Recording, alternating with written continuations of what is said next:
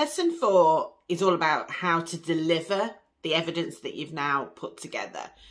Credibility is everything in court, and your ex is seeking to ruin yours with lies and false allegations. And if they are successful in doing so, it doesn't matter how good your evidence is. It just won't be received as being credible. You'll be deemed as an unreliable witness, and your ex's narrative will be allowed to flourish. Part of the problem is that after everything you've been through, you are a bit of an emotional wreck. It's totally understandable.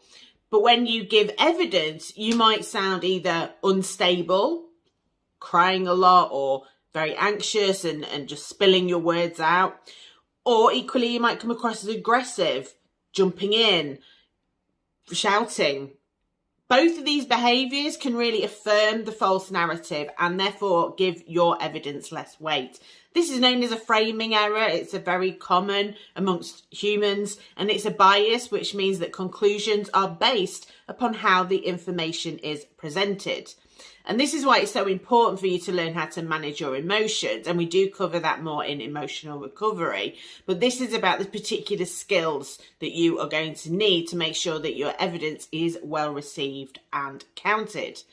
And this ultimately does come down to your communication skills. And the three main areas that we're going to focus on are listening, the language that you use, and then the delivery.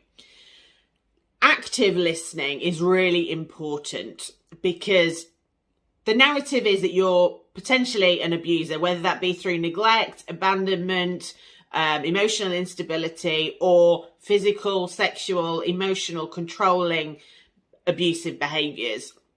And they are not respectful. Abusers aren't respectful. That's what we think. When we think of an abuser, we think of someone who isn't respectful. So when you're able to show people that you can actively listen, then you can start to chip away at that narrative, because active listening shows a level of respect.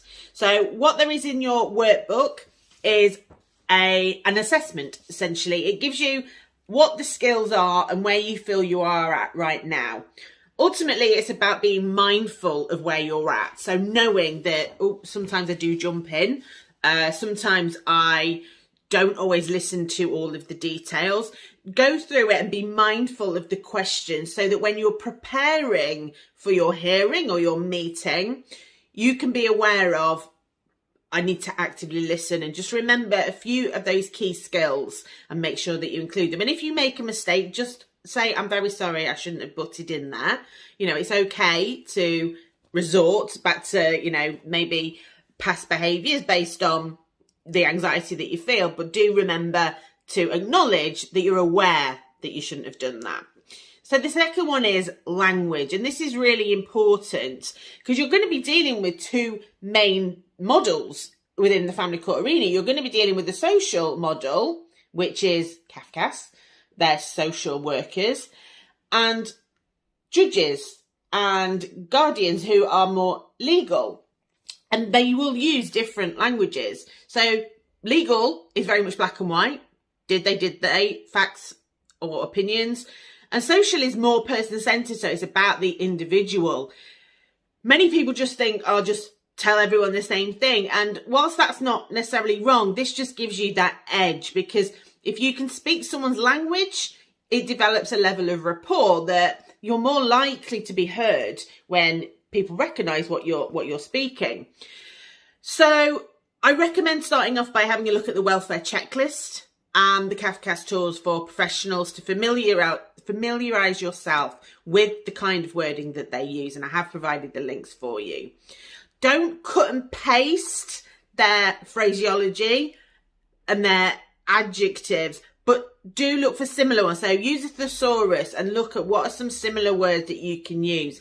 Like I said, it triggers cognitive heuristics. It triggers their intuition, their feeling that they know you and they like you and that you're similar to them.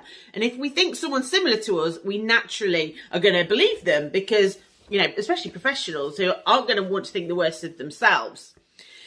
So the final one is in the delivery. So if you speak too fast, which is very common when you've got PTSD or anxiety, things are going to get missed or it's not going to follow and people aren't going to be able to keep up. If you speak too loud and punctuated, it might be interpreted as aggressive. Equally, if you struggle to remain concise and focused, you could be labelled as unstable. And this is a fundamental attribution error, which is very common in complex and emotive cases. And what it means is that the observer incorrectly assigns a dispositional characteristic or internal cause rather than an external cause. What that really means is that they think that you have anxiety or frustration, and that's part of who you are, rather than acknowledging that it's because you're in a stressful situation. So I always remind clients to keep the false narrative at the forefront of their mind when they're preparing to deliver the evidence. So know what you've been labelled as. If your ex has described you as controlling and aggressive, make sure that you don't raise your voice and that you don't interrupt. If your ex has described you as unstable, try to keep on top of your emotional outbursts. And one really important final point is to be assertive rather than passive or aggressive. Ultimately, this means you've got to think about how you're communicating with each individual person involved. So I would take a moment and use the workbook in the space provided. Just reflect upon your own natural style and then think about how you communicate with your ex, with your children, with family, and with professionals. And don't worry, we are covering more on these areas and how to improve upon them as we go through, but I do want you to just be aware of where you're at right now.